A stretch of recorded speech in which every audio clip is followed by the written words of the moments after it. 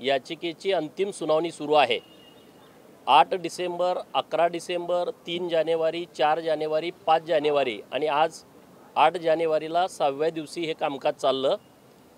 आमच्या वतीनं माननीय ॲडव्होकेट खंबाटा साहेब यांनी आज जवळपास 2 तास धनगर समाजाची बाजू माननीय न्यायालयासमोर मांडली।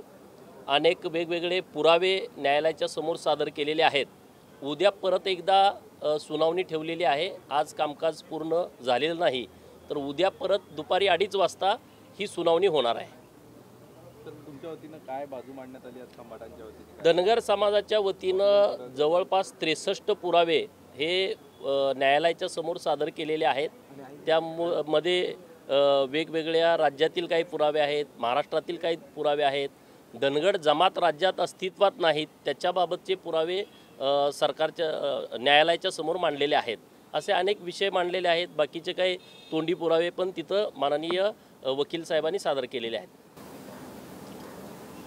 एक महत्त्वाचा मुद्दा असा आहे कळीचा की एकीकडं ओबीसीचा जो सगळा जो मराठा रिझर्वेशनला विरोध आहे त्या सगळ्या मंचावर तुम्ही दिसता आहात।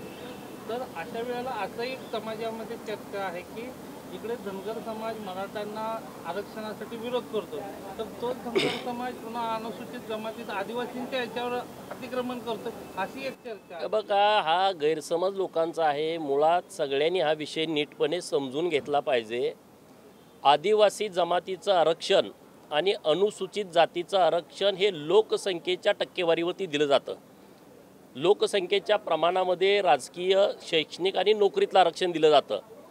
आमची मागणी नव्यानं धनगर समाजाचा समावेश आदिवासी जमातीत करा असं अजिबात नाही। आमची मागणी अशी आहे की आम्ही मुळात आदिवासी जमातीच्या यादीत आहोत, परंतु आमच्यावरती अन्याय झाला त्याची अंमलबजावणी करा।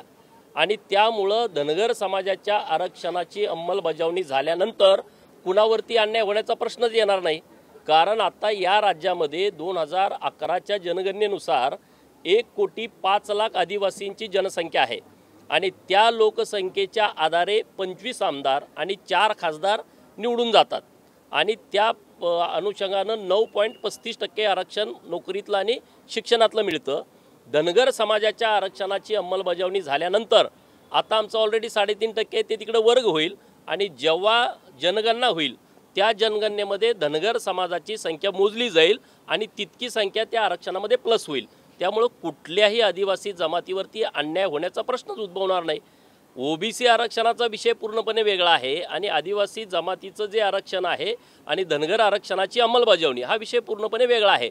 त्यामुळे कुणी गैरसमज करायचं काही कारण नाही। तुम्ही जे सांगताय ती आकडेवारी जर का बघितली, तुम्ही जे सांगताय ते मुद्दे जर का बघितले तर ते तर्कसंगत वाटतं।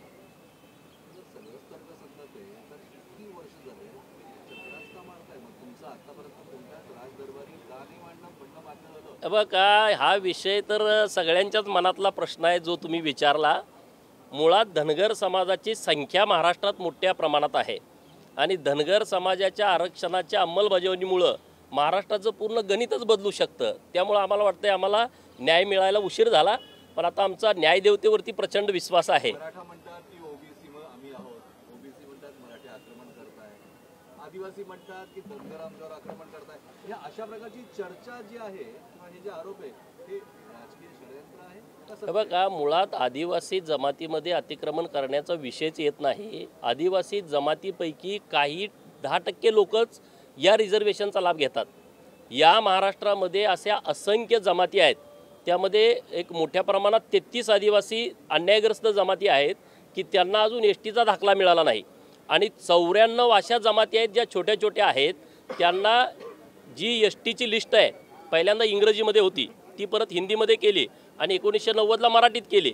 यांचं ट्रान्सलेशन करताना सुद्धा त्यामध्ये चुका झाल्या म्हणून 94 जमातीला दाखले मिळत नाहीत आणि त्यामुळे हा विषय खूप अभ्यास करण्याचा विषय आहे।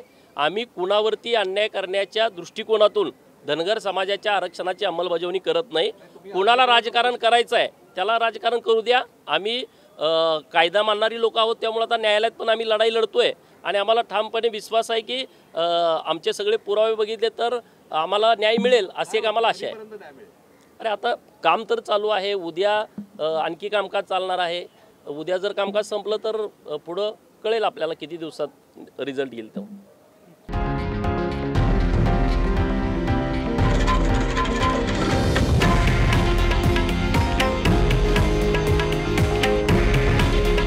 हे आहे देशातील नंबर 1 न्यूज नेटवर्क आणि आपण पाहत आहात TV9 मराठी.